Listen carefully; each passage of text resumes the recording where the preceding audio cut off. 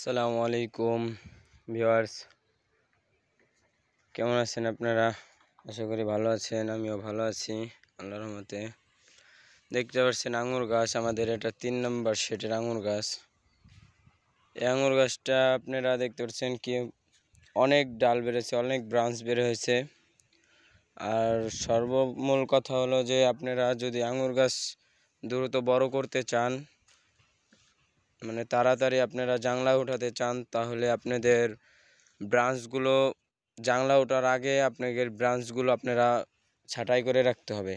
যদি আপনারা ব্রাঞ্চগুলো ছাঁটাই করে না রাখেন তাহলে সহজে জাংলা উঠতে পারবে না, গাছ বলবে না, গাছ ছোটোই থেকে যাবে, বয়স হয়ে যাবে কিন্তু গাছ বড় হবে না বয়স অনুযায়ী।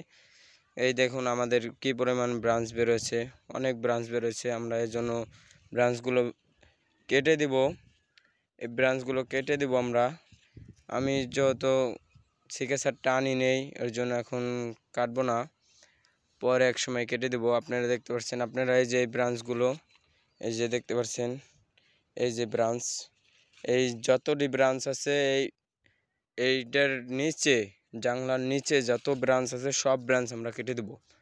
আপনারা ওই ব্রাঞ্চগুলো কেটে দিলে গাছ গ্রোথ পাবে বেশি, গাছ তাড়াতাড়ি জাংলা উঠে যাবে, গাছ শক্তি পাবে বেশি, একটা ডাল নিয়েও তার চলতে সহজ হবে। আর এত বেশি ব্রাঞ্চ থাকলে গাছের শক্তি কমে যাবে, গাছ বলবে কম, গাছের ক্ষমতা কমে যাবে।